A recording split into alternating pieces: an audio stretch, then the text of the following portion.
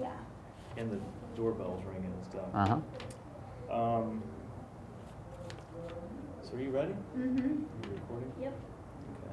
So first things first, just tell me just say your name and what your title is with Weekends Only. Yeah, my name's Lane Ham. I'm the president of Weekends Only. Perfect. From St. Louis. So how did you find this location here in Castleton? Take me through the process of why Indianapolis, why Castleton, why Burlington Coat Factory? Sure.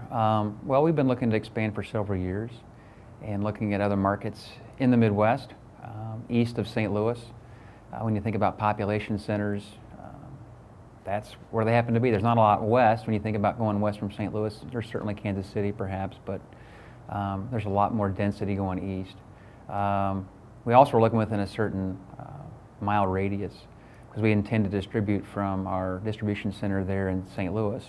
And it's also from a mileage standpoint, Indianapolis is a good distance. And then I think additionally, just the market itself from a size standpoint. And to the Midwest, we feel like it's similar in a lot of ways to the St. Louis market, and it really felt like a natural fit. And what about this location? I mean, did you pick Castleton because of the retail aspect of it, or populations, or what was the drew you to Castleton? Well, really, when we started looking for space here, partnered with a real estate broker, and as we traveled the market or got into the market, it became pretty clear that this was really a spot needed to be. When you look at the number of furniture retailers in the area, as well as the Castleton Mall and the amount of traffic that this mall gets, it was this is a retail spot. This is a place to be in the market, we felt. And then we go into second generation space, and so coincidentally, the space, the Burlington Coat, they were moving. They'd moved out, and there was a nice box that was the right size for us, and a great location, right next to the mall. So for that reason, we were able to, approach the landlord here and work out a deal. Tell us about Weekends Only. I mean, how'd you guys start? How long have you guys been around? And then what's this Weekend Only thing all about? It sounds like you're only open on weekends. So explain the concept and how you guys started and where you are today. Sure. We've been around since 1997. It's a family-owned business based in St. Louis. Started out as a salvage business actually back in the early 1900s, I guess, by our owner's grandfather. And it just kind of slowly transformed into a furniture business, a traditional furniture retailer. And then back in '97, we had a store that was struggling, wasn't doing very well, and brought a consultant in and looked at traffic, looked at customer traffic, and discovered that I think 70–80% of the traffic came in on the weekends. And looked at a similar concept out of Virginia, and felt like it was something to try. So they converted this one store to a weekends only concept because it allowed us to reduce our overhead. You don't have a full-time staff that's working Monday, Tuesday, Wednesday, Thursday when nobody's buying furniture, and really allowed us to focus our workforce on the weekends. We also you turn off the lights or turn down the lights during the week, and the heat and the air conditioning and all those things that add costs, and allowed us to really focus on when people really shop, focus both our resources and our costs, our folks, on those 3 days, which are really important in the furniture retail business. And so what's the secret sauce? I mean, besides you being open on weekends, which is really unique, why are you guys growing in a market segment that has been eroding over the last 10 years? Yeah, well, I think certainly the weekends only concept is the biggest enabler from a cost saving standpoint. So it's certainly the format, but I think as important is how we buy product. And so we have an ever-changing assortment. We will go out and partner with our vendors to purchase a product that maybe another retailer canceled an order, and they may have a container that was coming from overseas that somebody's canceled the order, typically a larger outfit. And so we'll go ahead and buy that. So we help the vendor out with a problem they've got, and we're able to bring in some product that's really at a great price or great cost. We also buy, we buy by truckloads. And that's a way to reduce your costs because you're packing your trailer full of stuff, and the freight costs on that are less per piece as well. And the other thing we do that's a little unique is a lot of retailers out there will ask you to they'll give you the option to custom order your stuff and pick the fabric and do this and do that. And basically, with weekends only, what you see is what you get.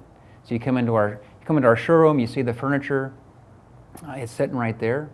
It could be the particular color or pattern, and we're not going to let you special order that, but you're going to get to buy that. And so there's also not the managing. Somebody give me a deposit, and I have to manage that and keep track of all that stuff. It's just it's a very clean business. Is another big enabler for us.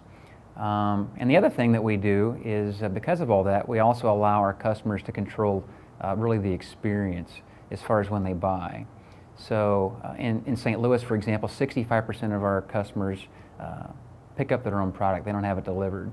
And so part of what you'll see at the Burlington Coat that we're moving into is we're building a big canopy on the east side of the building just for that purpose, to allow our customers to come in and pick up their own furniture. And so really when you buy your furniture, because of the fact that it's right there, or it's in our distribution center, you'll be able to have your product certainly well within a week, in most cases within a couple of days, which I think is something else that our customers in St. Louis really appreciate. So certainly it's the weekends only concept. It's the way we buy. So it's almost a treasure hunt as well. There's always something new, an ever-changing assortment, and the fact that we let you control the experience. And the final thing is probably this wall behind me that talks about our values. The company values are really important to us. We really live them out. And we like to think, and I really believe that our people are different, and the reason we're here is really we want to help you find the furniture that's right for you. So our culture is really important, and we do tons of things as a business to reinforce that and make sure that that's felt throughout the organization. Speaking of people, you're actively trying to find employees for your new location here. What kinds of people are you looking for? What's an ideal employee for Weekends Only? Well, certainly, we're all looking for folks that are looking for a challenge and looking to grow. One of our values is growth. People that are willing to grow personally and professionally. So we're looking for folks that are willing to take on that challenge, that like talking to people, that like working with people, and want people to feel good about what they are putting in their home. When you think about furniture, there's a couple ways we can look at it. We were just talking about this last week. It's, you can look at this as a piece of furniture that's going to go in somebody's house, or it's a brown box that I'm moving from point A to point B, and that's going to go to somebody's house, and that's all it really is. But really, when you think about furniture, furniture is about memories. You think back about your life and going back in time, there's pieces of furniture you might recall as a child, or you might think about when you think about your home as an adult. And that's what we're really selling. We're selling, in a lot of ways, we're selling memories. We're selling things that are going to people's home that they're going to cherish and they're going to sit on, memories that will surround. And so we're looking for people who, connect with other folks that understand that we're doing more than just selling furniture, and they feel good about that. Are most of your people you hire, do they have previous experience selling furniture, or these people come from all walks of life? You kind of train them what the furniture is all about. Yeah, we certainly take people from all walks of life. The majority of our staff would be part-time, and so there's not an expectation those folks are professional, furniture folks. But again, we certainly provide them enough training, and the training that they understand what they're selling. But what's more important is being able to listen to what the customers are saying, build rapport with them, and then point them in the right direction, answer any questions that they've got. But really what's most important is that you connect with folks. So, certainly prior experience as a furniture expert is definitely not required, and we'll help you fill in the blanks. So what's next? You get this opened up in mid-May. It's wildly successful.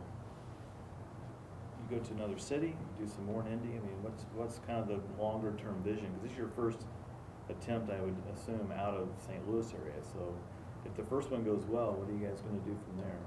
This is our first tour outside the market. So I think ideally what would happen next, we'd open another store here, preferably on the south side of town, to cover that market. Certainly with the amount of advertising we'll be spending here, it's most prudent for us to certainly have a couple of stores to cover off on that investment. After that, we're certainly going to continue to look in the Midwest. It could be markets like Louisville or Cincinnati. We might go down to Evansville as an example, but we really don't know yet. Part of that's contingent on the real estate we're able to find. Let's see. I guess last question, you talked about family business. Are you part of the family that owns the business, or are you I mean, what's your relationship to the ownership structure of Weekends Only? Yeah, well, I am not a family member. Okay. Name of the family that owns the company is Phillips. And so I've been with the company for 7.5 years. I started as the chief financial officer, and I've been in my role for a little over a year. Currently, in the family, there's the CEO, Tom Phillips. So he's the guy that I answer to, is the principal owner of the business, and he's got 2 children in the business. One's a buyer, one's involved with our e-commerce. The long-term plan is for his son, Drew, to take the helm in a few years. So I'm kind of the interim non-family guy to kind of bridge the gap. Yeah. That's cool. So what's the difference? Obviously, it's very obvious, but working for a family-owned business versus working for a corporate or a publicly traded company, is there a big difference that people would see coming to Weekends Only, that they're going to feel a difference when they come in? Well, I'd say I'd like to think so. Certainly, I know at the corporate office, it's a lot different. I've worked in a large company. I worked for Blockbuster for about 10 years, and was fortunate enough to be there when we were making money, and we're, pretty successful. And so, that environment, again, much larger, very driven by quarterly results and things of that nature. You tended to focus on the bottom line. And, the nice thing about the smaller family-owned business is we really do focus more on our culture, focus on our mission and our values, and it's a different feel. It certainly has more of a family feel, and it's more about relationships and making things happen, working together, versus are my stock options in the money or not? And so that's a much nicer feel for me. I think that does translate into what happens in the stores. Certainly, Dan Ashurst will be a general manager here in this location here, has been with the company for a long time. And we know Dan pretty well, and Dan knows us pretty well. And so there's a relationship there that, he's going to be able to bring forth. And we're also having some other key leaders come from St. Louis as well. And so what I'd like to think, and we're firmly going to work on, is the folks here are going to feel like they're part of the family too. And the intent is that ultimately, certainly, the customers are going to feel that. They're going to feel that, hey, the folks that work here are cared for, they're people, they're not numbers, and that should translate and will translate into a better experience for the customers versus a corporately owned, large corporation type retail setting.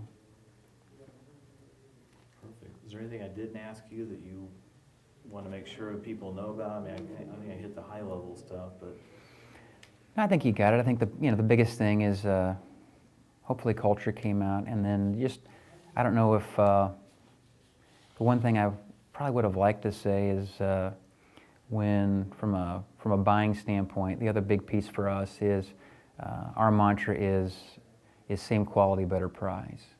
So when you think about our mattress business, we don't carry any brands. For example, on mattresses. And the reason for that is because you're paying a lot for that. You're paying a lot for the national retailing that the Sertas and the Simmons and the Tempur-Pedics do. There's cost in all that advertising. What we do is we go directly to our manufacturers of mattresses, and we get the same quality, but you're not paying for all that advertising. And we bring that to you, and so you get dramatic savings, for example, in the mattress category. And we do the same thing in our furniture categories as well.